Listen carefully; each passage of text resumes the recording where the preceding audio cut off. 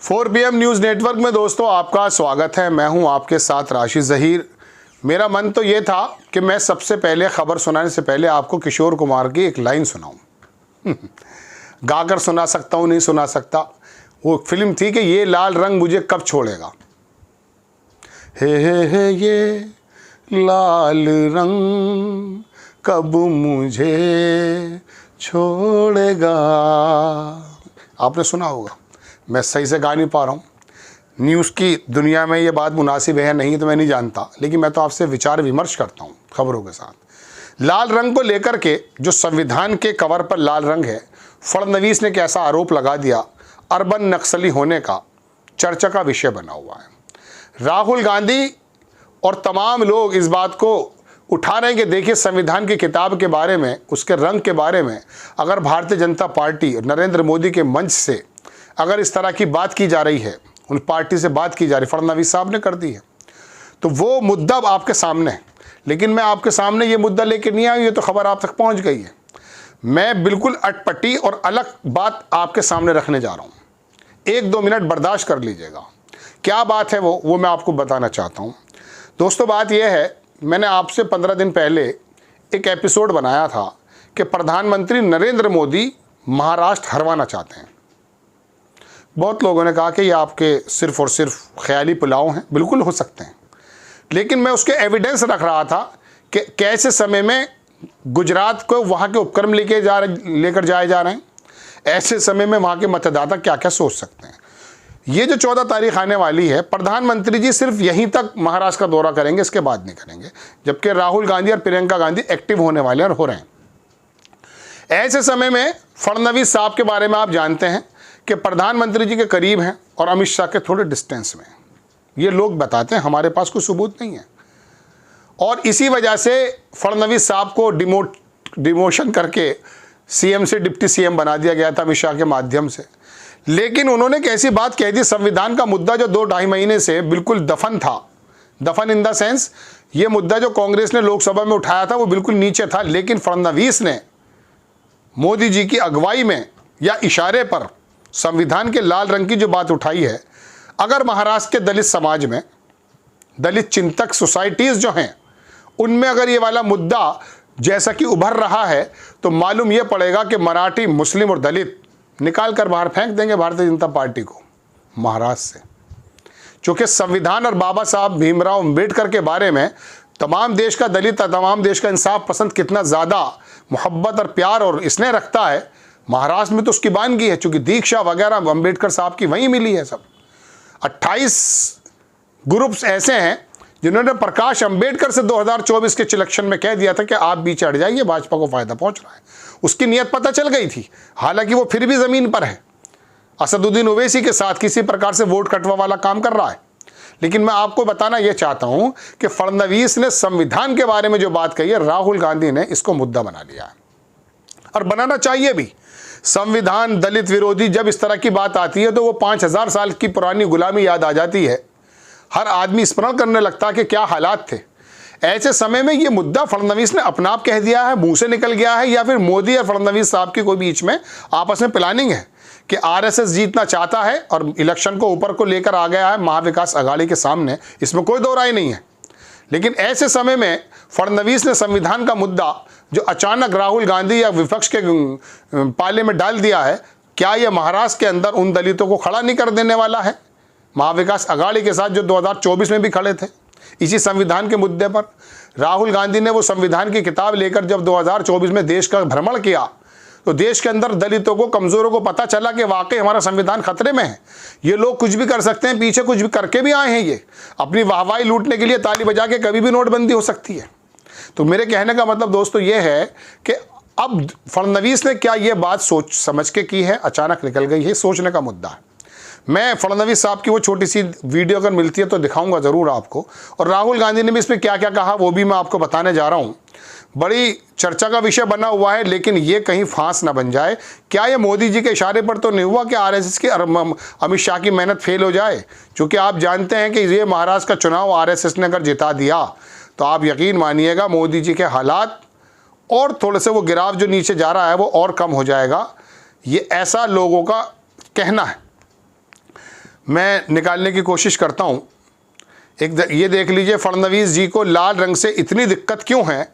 लाल रंग तो माता की चुनरी का है, लाल रंग तो बजरंग बली का है, ये भूपेश बघेल कह रहे हैं। ये राहुल गांधी का भी वक्तव्य मेरे पास था, इसमें मैं आपको दिखाने की कोशिश करता हूँ, शायद मैंने लिया है कहीं, उनका वीडियो भी है मेरे पास गालिबन। तो फडणवीस साहब की बात पर मुझे थोड़ी सी हल्की सी ये महसूस हुई कि शायद इसमें कुछ है। ये देखें आप, आज देश दो विचारों की लड़ाई लड़ रही है। जहां इंडिया गठबंधन के लोग संविधान की रक्षा कर रहे हैं, वहीं बीजेपी आरएसएस संविधान को खत्म करना चाहते हैं। संविधान सिर्फ एक किताब नहीं, इसमें बिरसा मुंडा जी, अंबेडकर जी, फुले जी, महात्मा जी की सोच है। फुले जी महाराष्ट्र से ताल्लुक है। राहुल गांधी का छोटा सा ये वीडियो देखें आप। जो आज देश में लड़ाई चल रही है वो दो विचारधाराओं के बीच में चल रही है। एक तरफ इंडिया गठबंधन, कांग्रेस पार्टी, जेएमएम, बाकी पार्टियां, और दूसरी तरफ बीजेपी, आरएसएस और उनके साथ जो लोग खड़े हैं। हम संविधान की रक्षा कर रहे हैं, हम संविधान को बचाने की कोशिश कर रहे हैं, और वो इस संविधान को खत्म करना चाहते हैं। वो चाहते हैं कि जो पहले था, संविधान से पहले जो था वो हो। हम चाहते हैं कि समाज में समानता हो, एकता हो, भाईचारा हो, और देश को संविधान के माध्यम से चलाया जाए। अब ये जो संविधान है, ये सिर्फ एक किताब नहीं है। इस संविधान में बिरसा मुंडा जी की सोच है या नहीं? बिरसा मुंडा जी की सोच है, अंबेडकर जी की सोच है, फूले जी की सोच है, महात्मा गांधी जी की सोच है, और हिंदुस्तान के जो गरीब लोग हैं, चाहे वो आदिवासी हो, दलित हो, पिछड़े वर्ग के लोग हो, किसान हो, मजदूर हो, उनकी रक्षा यह संविधान करता है। इसीलिए नरेंद्र मोदी जी चाहते हैं, अदानी और अंबानी चाहते हैं कि इस संविधान को खत्म कर दिया जाए, बिरसा मुंडा जी की सोच को दबा दिया जाए, अंबेडकर जी की सोच को खत्म कर दिया जाए, गांधी जी की सोच को खत्म कर दिया जाए और इसको परे कर दिया जाए। और हम चाहते हैं कि ये सामने रहे, इसी के माध्यम से देश चले। ये वीडियो भी आप देख रहे हैं, आपने देख भी लिया, ये चल भी रहा है साइड में। अब मैं आपको फडणवीस साहब का भी वो किसी प्रकार से दिखाने की कोशिश करता हूं, बताने की। तो उन्होंने ये हमला जो किया है ना, मैं आपको ये नहीं बता रहा हूं कि राहुल गांधी और महाविकास अघाड़ी के पास ये मुद्दा आ जाएगा। ये मुद्दा तो है, चूंकि जिस प्रकार से भारतीय जनता पार्टी ने पिछले 10 सालों में, साढ़े 10 सालों में राज किया है, उसमें ये महसूस हुआ कि ये कुछ भी कर सकते हैं। मतलब क्या नहीं हुआ है बताइए आप मुझे। संसद बदल दी गई है, तमाम पुलिस के नाम बदल दिए गए हैं, तमाम, मैं आपको लंबी फहरिस्त है मेरे पास, अगर मैं याद करूंगा बड़ा लंबा एपिसोड हो जाएगा। तो कुछ मालूम नहीं। फिर मुझे एक बात याद आ जाती है, 26 नवंबर 1947 की, हाँ लागू तो उलनचस की, सॉरी, उसमें ये भारतीय जनता पार्टी के किताबों में लिखा हुआ है। आरएसएस के ख्याल, जब संविधान अभी लागू नहीं हुआ है, बना है, विचार हुआ है, तो बोले इसकी विचार की ज़रूरत नहीं है, हमारे पास तो ऑलरेडी पुराना मनुस्मृति है, ये दर्ज है। भारतीय जनता पार्टी के जो महापुरुष कहे जाते हैं, उन्होंने, उनके वक्तव्य हैं।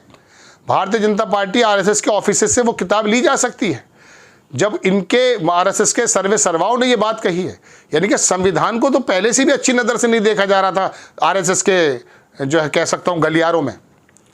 वो नागपुर की तो बात आप सुनते ही हैं, मनुस्मृति उस ज़माने में ही ये बात कह दी गई थी, ये हमने नहीं कही है, मैं एक बड़े पढ़े लिखे व्यक्ति की सुनी हुई बात बता रहा हूँ आपको, मैंने पढ़ी नहीं है खुद, लेकिन वो एक आइडियल बंदा है तो इसलिए मैं आपको बता रहा हूँ।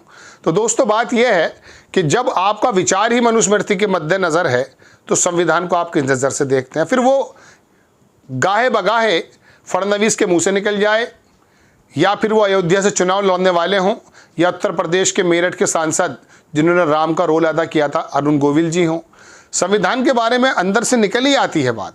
ऐसे समय में अगर महाराष्ट्र की धरती पे ये वाला शोषा छोड़ा गया तो मेरी सोच ये है, एज्यूम ये है, आप भी मशवरा कर सकते हैं, सोच सकते हैं कि क्या ऐसा तो नहीं कि आरएसएस की मेहनत को तबाह बर्बाद करने के लिए किया जा रहा है, क्योंकि वो लड़ाई भी अलग चल रही है।